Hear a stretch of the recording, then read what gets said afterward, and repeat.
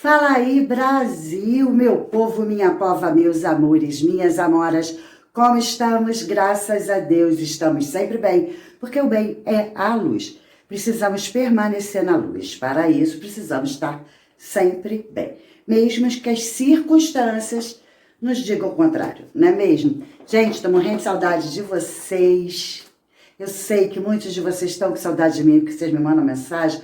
Muito obrigada pelo carinho de vocês. Esse ano eu tô bem enrolada.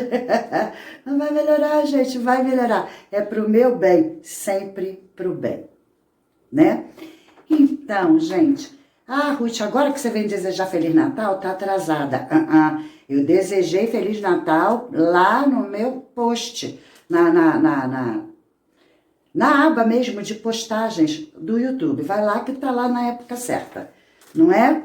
Então, e para quem me segue nas minhas outras redes sociais, viu que eu desejei Feliz Natal para todos. Eu só não fiz um vídeo porque realmente faltou tempo, sim, gente. Então, e para quem não acredita no Natal, por qualquer que seja o motivo, não curta o Natal. Mesmo assim, gente, mensagem do bem é sempre mensagem do bem, tá? E hoje eu vim trazer a mensagem do bem que foi refletida, digamos assim, na nossa reflexão natalina, porque eu reúno a família e os amigos para fazer uma reflexão todo ano no Natal sobre algum contexto que envolve o Natal de Cristo, tá? Esse ano, gente, eu vou mostrar para vocês, porque todo ano eu pego uma figura do presépio, por quê? Porque eu sempre repito, o presépio é uma fotografia que nós não temos do momento do nascimento de Jesus. Porque nós não temos data, não temos certeza nem do ano, não temos certeza de nada. E para aqueles que falam assim, é porque essa data é pagã, gente, até o teu aniversário é pagão, tá?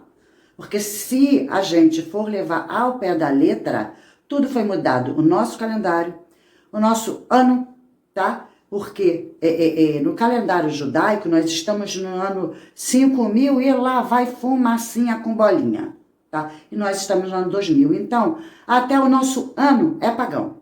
Aí, presta atenção, setembro, 7, lembra o quê? 7. Então deveria ser o mês 7, é o mês 9. E aí tem uma sequência. Setembro, 7. Outubro, 8. Novembro, 9. Dezembro, 10. E a gente tá no 9, 10, 11, 12. Oi? Para com essa história de paganismo, né? Nós somos todos pagãos quando a gente se identifica pelo ano que nós estamos, o ano que nós nascemos, um ano pagão com uma data pagã, então pronto. A gente já nasceu no paganismo, então vamos parar com essa história, né? E mais, como a gente não tem nada de concreto, vamos comemorar o que a gente tem de concreto. A certeza que Jesus nasceu. Não é verdade? E sim, vamos comemorar. Hoje, a reflexão é sobre um único personagem que estava no momento da chegada e no momento da saída. Foi a reflexão que eu fiz, eu não trouxe, eu não andei gravar, como eu faço todo ano, porque fica barulho de fogos, papapá, aí os cachorros latem, fica uma confusão o vídeo. Então vamos, né? Eu falei, não, ali eu tenho que falar um pouco mais alto para quem está perto e depois eu faço o vídeo, contando tudo que foi refletido e mostrando. E é o que nós vamos fazer hoje juntos, tá bom? E para aqueles que não acreditam, vamos refletir sobre nós mesmos nessa data. E já vou adiantando um feliz ano novo, porque aí todo mundo comemora, né? Não interessa se o ano é pagão. Eu não vou comemorar o ano novo porque essa data nem é certa, porque a data tá no calendário judaico, porque os judeus também não comemoram o ano novo junto com a gente, 31 de dezembro, vocês sabiam disso? O ano novo judaico é outro, então, para, né? Para. Vambora para reflexão? Partiu reflexão? Eu só vou mostrar para vocês aqui, porque, né, como eu não vou ter o momento, eu vou deixar minha carinha assim de fotografia, junto com a reflexão, vou passar algumas outras fotos só para não ficar chato. Vocês vão prestar atenção no vídeo, e não, tá? Não, mas tem muita coisa para ver no vídeo, tá? Mas eu vou adiantar para vocês qual é a figura esse ano. Esse ano, a figura do presépio, que é a imagem que nós não temos, é esse personagem, ou essa personagem, né? Essa personagem, o burrinho. Nós vamos entender o significado desse burrinho, tá bom? E lá no final de toda a nossa reflexão, aqui em casa, eu só vou mostrar para vocês, porque não tem como eu fazer esse sorteio. Mas nós sorteamos, sem ninguém saber o que era um presente oculto, né? Nós sorteamos o presente oculto da reflexão. Uma pessoa ganhou, vou mostrar para vocês, né? O que foi sorteado, gente. Burrinho, olha, é que ele tá no saco, a orelhinha fica dobrada assim, mas é um burrinho, tá? Quem esteve presente, teve convidados que faltaram. Vocês perderam o sorteio, tá bom, gente? Foi o burrinho, tá? Com o filhinho, ó. Tá vendo? Esse também tem um significado e com a reflexão vocês vão entender. Então, gente, agora partiu? Vamos embora para nossa reflexão natalina?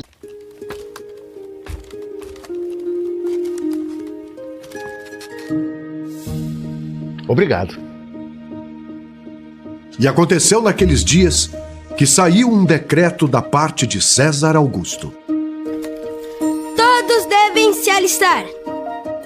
E subiu também José, da Galiléia para a cidade de Davi, para alistar-se com Maria, sua esposa, que estava grávida. E deu à luz seu filho primogênito, e envolveu-o em panos, e deitou-o numa manjedoura, porque não havia lugar para eles na estalagem. Adonai, Hori, Weishi, Mary, Ira.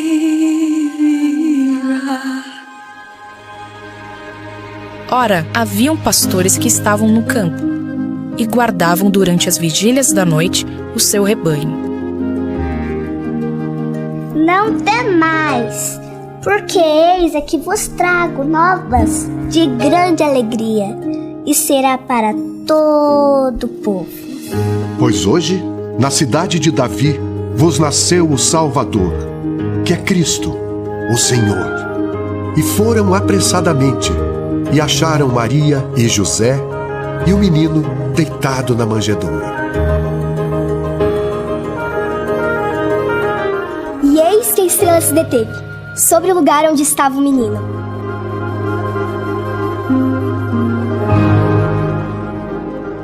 E eis que os magos vieram do Oriente. Vendo eles a estrela, alegraram-se muito.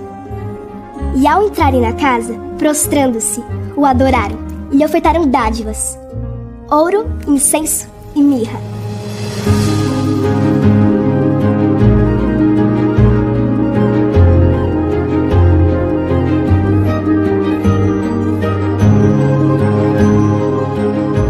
Mas Maria guardava todas essas coisas, meditando-as em seu coração.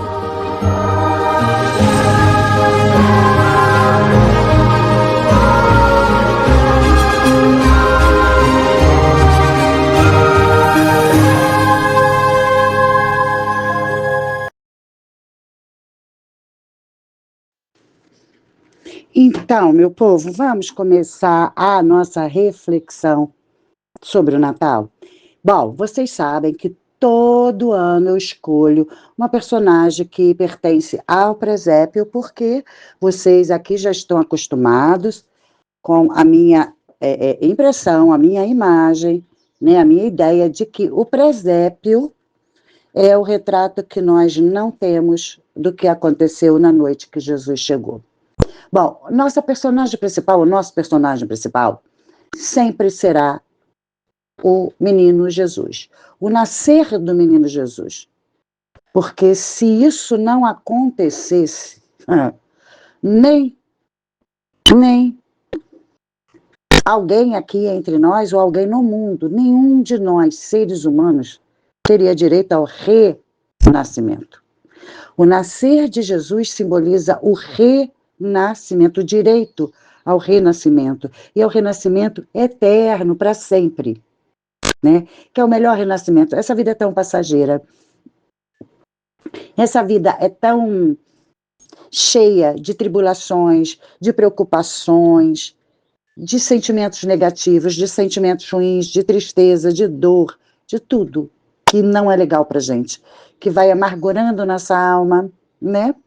Que vai nos envelhecendo mentalmente, emocionalmente, vai nos desgastando. E tudo que nós podemos esperar é o momento do renascimento eterno. Quando nós chegamos nessa fase, nesse período de sermos tão adultos, não tem nada a ver com idade cronológica, mas de sermos tão adultos e tão maduros ao ponto de entender que a vida é muito mais chata do que bela. É muito mais pesada do que soft, do que suave.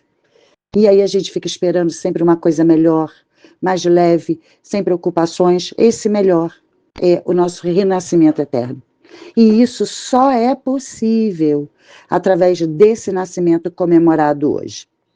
Cansamos de falar sobre datas, que a data não é importante, que a história do paganismo não é importante.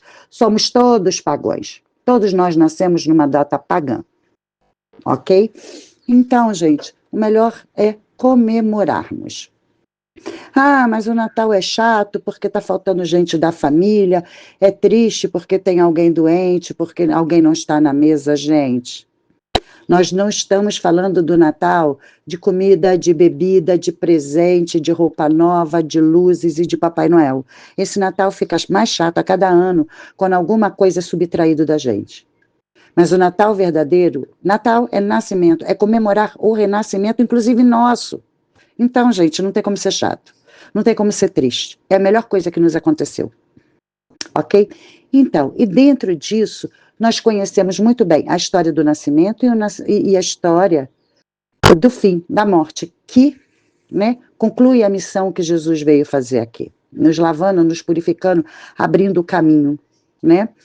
Então, gente, só tem, dentro desse presépio, desse contexto de presépio que tem essa fotografia desse nascimento, só tem uma personagem ali que esteve presente, tá? Na verdade tem dois, que esteve presente no nascimento e na morte de Jesus, nos dois momentos principais para cada um de nós seres humanos, tá? Tem Maria, que é a mãe, então está presente, porque ela é a mulher que a Bíblia fala lá no começo, quando Deus promete, né, que a semente da mulher iria pisar a cabeça da serpente, então ela tinha que estar presente para vivenciar. Né? Nós falamos sobre isso na Páscoa. Tá? Mas, independente da mulher, Maria, né, quando Jesus morre, ele fala, mulher, eis aí o seu filho. Para o João, né? Porque era a mulher, ela representava não a mãe dele, mas a mulher, aquela que recebeu a promessa lá no Éden. Né? Então ela tinha que estar presente para falar, eis aí agora o seu filho. Né? Porque o filho dela, legítimo, já tinha cumprido o que veio fazer. Bom, então não é Maria. Então quem mais? Quem mais? Quem mais? Pois é, gente. Esse quem mais é o burrinho. Vocês já perceberam que o burrinho deu a entrada de Jesus na terra? Porque ele carregou a Maria até o momento dela dar a luz. E depois a gente ouve falar no burrinho quando? Quando ele carregou Jesus até o caminho da cruz.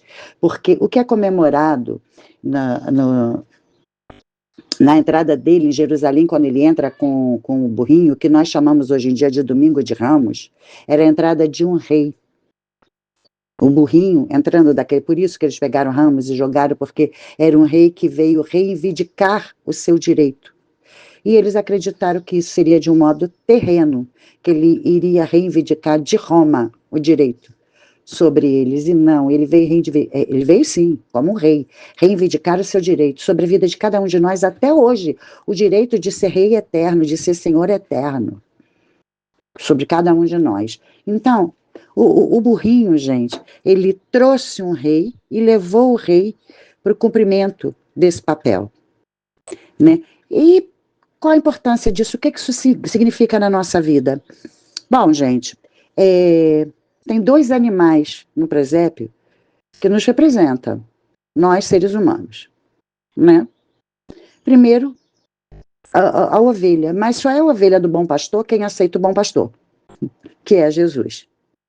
E o burrinho, gente, é a coisa do antes, durante e depois. Não o papel da ovelha que precisa, né? Já é dele, precisa do bom pastor ali. O burrinho, gente, é assim, em outras religiões de matizes africanas, né, que a gente conhece vulgarmente, eu vou falar assim, vulgarmente mesmo, como macumba, porque aí tem vários ramos, como tudo, né? O cristianismo tem várias vertentes, o católico, o evangélico, o kardecista e tal. Bom, e nessas vertentes tem dois modos de chamar quem recebe entidade, que é cavalo ou burro. Burro, porque recebe a entidade. Pronto, estamos ligando. O burrinho recebeu a maior entidade, né, que estava dentro do ventre da mãe e depois ele próprio, sozinho, sem o ventre da mãe. Ele recebeu, ele conduziu. Assim como nessas religiões, né, que chamamos vulgarmente de macumba, mas não é, gente, matizes africanas, tá? Recebem a entidade, literalmente, né? Eu costumo dizer, a entidade baixou, e Jesus precisa baixar na gente, a gente precisa receber, a gente precisa estar disposto a se colocar como aquele burro, aquele cavalo nos centros e nos terreiros, que deixa chegar, deixa entrar, recebe de boa vontade, recebe todo, porque quando existe isso, quando essas entidades, né, chegam e que o cavalo ou o burro recebe essa entidade, tudo dele é para a entidade, o corpo, a voz, a vontade, tudo, assim nós devemos ser para Jesus. Essa é a simbologia do burrinho, nós sendo o burrinho, recebendo, mas recebendo de boa vontade, entregando tudo, deixa ele conduzir, você não raciocina mais. O teu corpo, a tua mente, a tua vontade precisa receber ele, deixar ele conduzir. Essa é a grande mensagem. Porque não adianta, gente, ele ter nascido, ele ter morrido, ele ter feito tudo o que ele fez, se não houver essa entrega total, sabe? Não é aquele assim, eu vou para a igreja, aceitei Jesus para ele me curar, ou para ele melhorar minha vida financeira, ou para ele me dar um marido, ou para ele me dar filhos. Não, gente, não é troca, não é negociação. Tá? Quando nós falamos, de novo, desses burros ou desses cavalos de centros que recebem a entidade, não é para troca, é para entrega. É o contrário. E nós precisamos aprender isso. Essa é a mensagem do burrinho na vida de Jesus, a entrega total, sem questionamento. É o burrinho. Ai, Ruth, agora você viajou na maionese, gente. Agora a gente vai assistir a um vídeo de um grafite que foi encontrado muito lá naquele tempo dos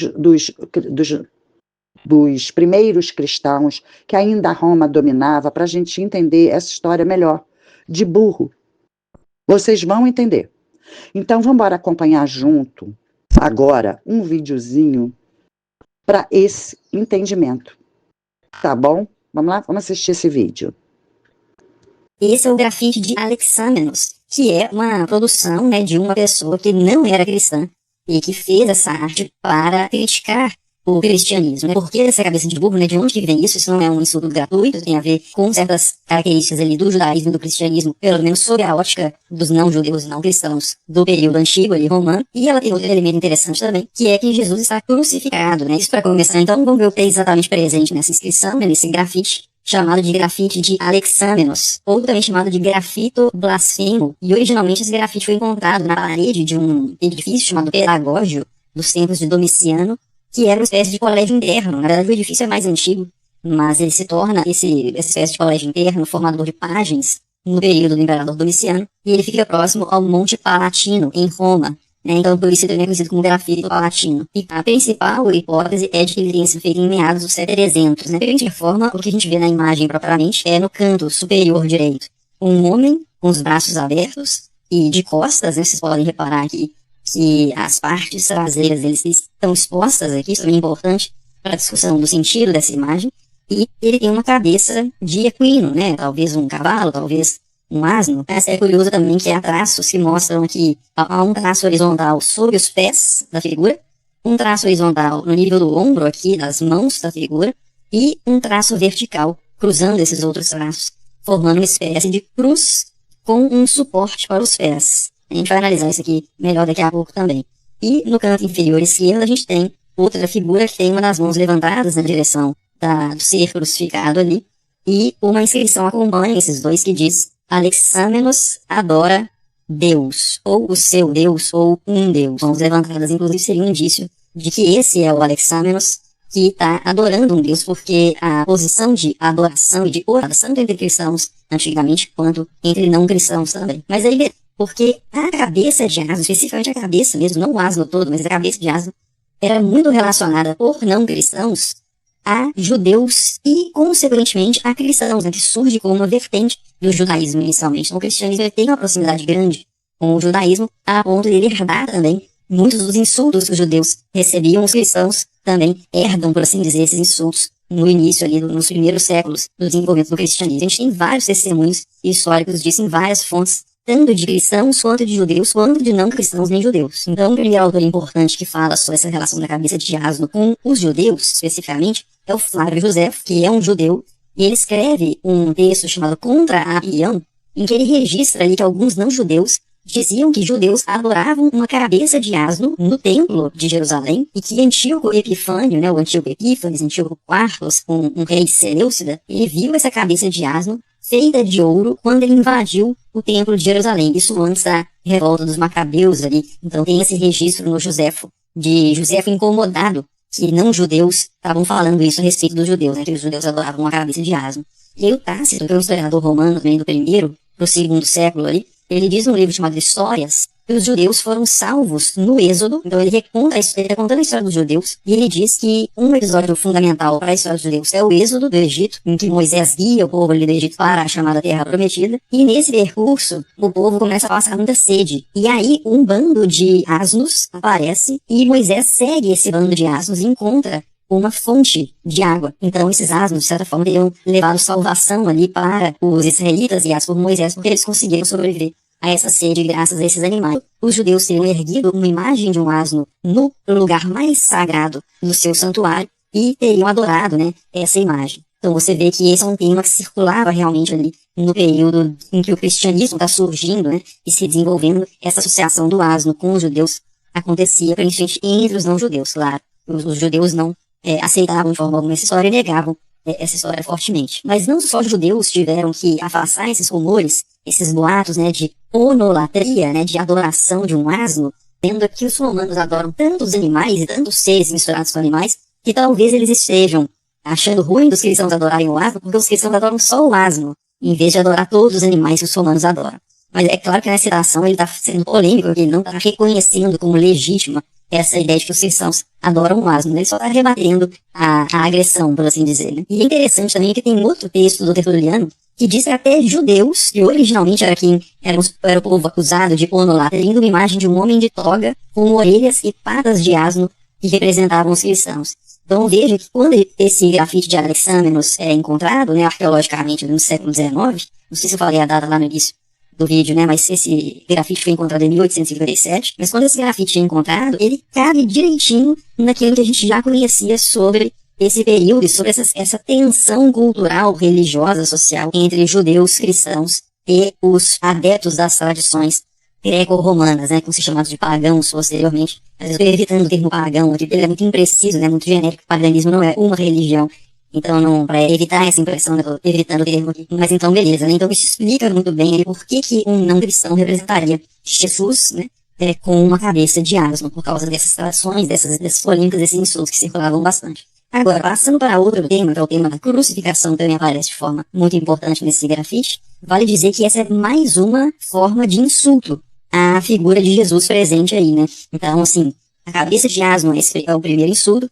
O fato dele estar de costas com as partes traseiras para as pessoas ali à mostra também é uma forma de insulto que era muito utilizada nesse tipo de representação. E finalmente a questão da crucificação também é uma forma de demonstrar desprezo, né? Porque a cruz, apesar de ter se tornado um elemento extremamente positivado, né, considerado muito positivo poderoso, utilizado em exorcismos, por exemplo, para afastar o mal, o símbolo do bem, da salvação, etc. As pessoas penduram no pescoço. A cruz, originalmente, era um instrumento de tortura e humilhação. E foi assim durante, inclusive, o período em que o cristianismo já existia e se desenvolveu, e só vai deixar de ser um instrumento utilizado para a execução no período romano, ali depois de Constantino, né, no quarto século. Mas a ideia de um Deus crucificado para os não cristãos era absolutamente ridícula, né? Era uma tolice. Era uma contradição tremenda, né? Um instrumento de execução de bandidos, das pessoas consideradas as piores da sociedade, associado a algo que é o sagrado divino.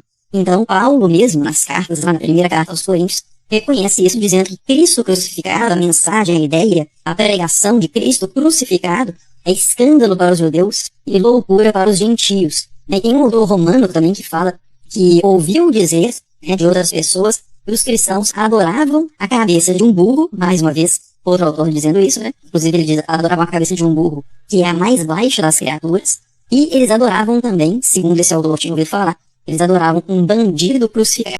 Então, meus amores, assim como vocês puderam ver, esse grafite é muito, muito antigo, né, do século III, né, o que é interessante é que eu não sei se vocês prestaram atenção, que esse grafite estava numa escola, na parede de uma escola, tá? E pelos traços a gente vê que quem fez foi uma criança que fez esse grafite, né, sobre um cristão adorar um burro. Antes disso, vocês puderam entender que eram os judeus, né, que eles chamavam antes do cristianismo, e a coisa passou para os cristãos.